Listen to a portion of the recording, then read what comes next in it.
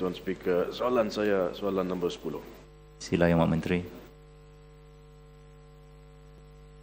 Terima kasih Datuk Yang di-Pertua. Terima kasih kepada Yang Berhormat Puchong di atas soalan yang dikemukakan.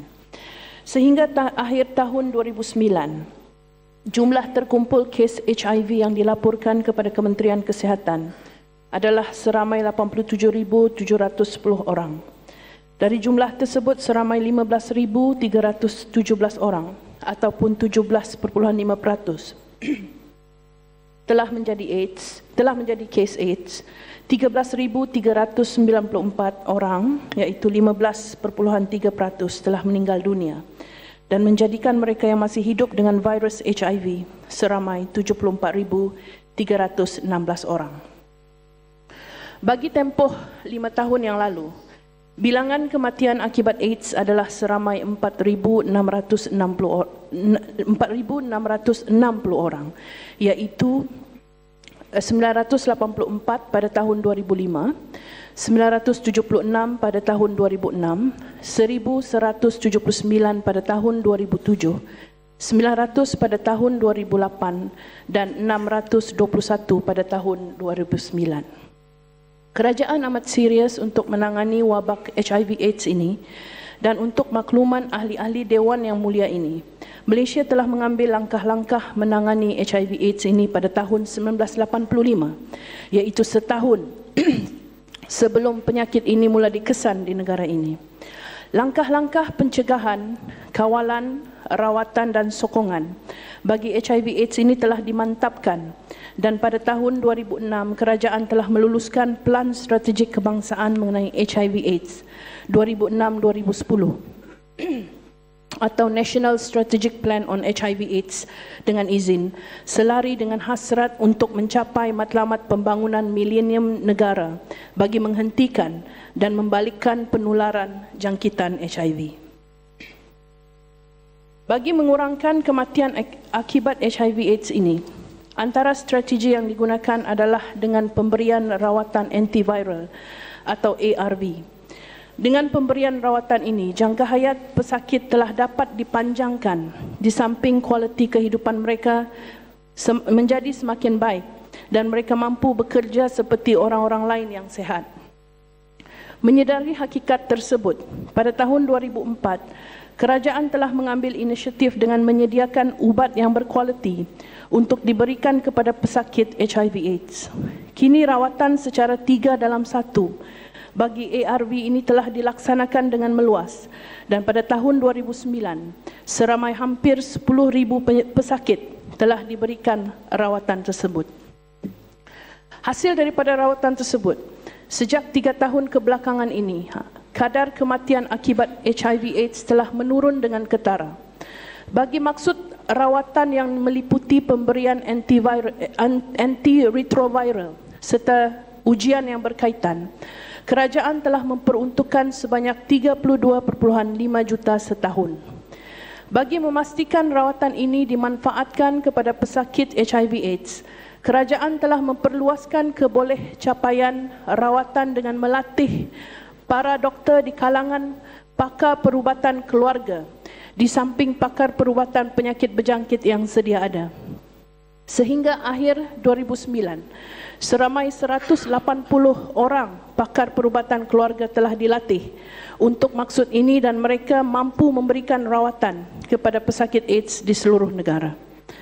Untuk membolehkan lebih ramai lagi pesakit dirawati, kerajaan sedang bercadang untuk meningkatkan layak diberikan rawatan ARV dari paras CD4-200 ke bawah kepada paras CD4-350 ke bawah. Dengan kaedah ini, lebih ramai pesakit akan mendapat akses kepada rawatan ARV pada peringkat yang lebih awal, dan pesakit HIV/AIDS akan dapat menjalani hidup yang lebih berkualiti, di samping itu memanjangkan hayat mereka. Terima kasih. Yang Amat Puchong. Terima kasih Tuan Speaker, Menteri. Menteri, saya menyatakan bahawa memang terdapat usaha-usaha yang diambil oleh kerajaan untuk mengatasi masalah AIDS. Dan ini memang kita alu-alukan. AIDS merupakan satu perkara yang serius dan kami perlu prihatin dan cuba sedaya upaya untuk mengatasinya.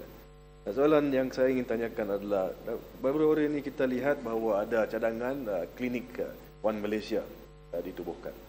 Saya ingin tahu sama ada klinik-klinik ini akan disediakan dengan fasiliti-fasiliti untuk mengubati pesakit-pesakit dengan AIDS, dan juga kos yang dianggarkan untuk rawatan bagi setiap pesakit AIDS, dan sama ada kerajaan memandangkan masalah yang timbul, sama ada kerajaan akan membuat persediaan supaya dapat diberikan rawatan ini secara percuma kepada mereka yang dijangkiti, khususnya di mana mereka datangnya daripada kalangan kaum miskin.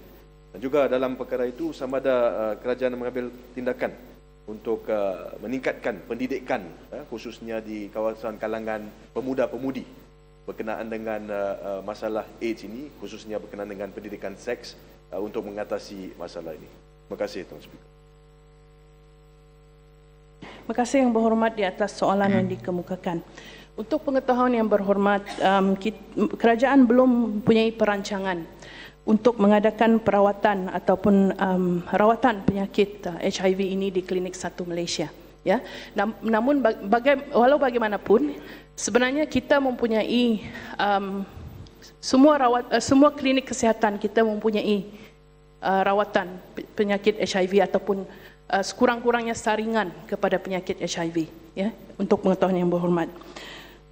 Untuk menjawab persoalan Yang Berhormat mengenai kos, sebenarnya untuk dari segi perancangan ataupun dari segi kos yang diberikan, ya, terutama sekali dari segi program harm reduction, kerajaan telah membelanjakan kos sebanyak 70 juta, ya, untuk melaksanakan aktiviti program harm reduction yang telah dilaksanakan sejak tahun 2006 sehinggalah Disember 2009.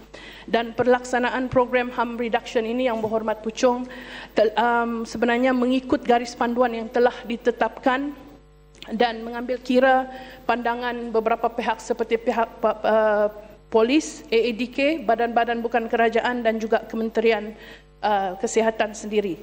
Jadi untuk pengetahuan Yang Berhormat juga, ya, kerajaan sebenarnya juga memberikan bantuan-bantuan kepada Kementerian Kesihatan, juga telah memberikan bantuan-bantuan keuangan, ya, kepada agensi-agensi kerajaan yang lain seperti JAKIM, Kementerian Pembangunan Wanita, Keluarga dan Masyarakat, Jabatan Penjara, Agensi Dadah Kebangsaan, Kementerian Belia dan Sukan, Kementerian Penerangan dan juga Kementerian Pertahanan untuk dari segi aktiviti yang berkaitan dengan ujian serta rawatan pesakit HIV ini.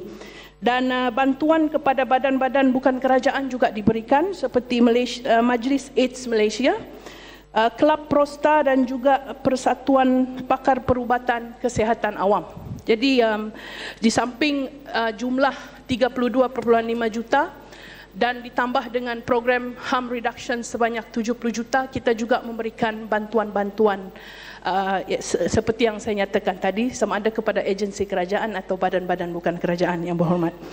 Jadi untuk menjawab kepada persoalan sama ada kerajaan bersedia untuk memberikan rawatan percuma, sebenarnya rawatan yang diberikan oleh kerajaan ini adalah percuma, Yang Berhormat, tanpa mengenakan apa-apa bayaran walau sesen pun daripada pesakit atau penghidap HIV. Jadi untuk menjawab persoalan sama ada pihak kementerian akan meningkatkan pendidikan, Yang Berhormat, di bawah plan strategik pencegahan AIDS kita, memang kita telah menggariskan beberapa program yang dilaksanakan dan mengikut plan itu kita ada 6 strategi, dan di bawah ke-6 strategi itu juga kita telah menggariskan beberapa program, sama ada bukan saja memberikan tumpuan kepada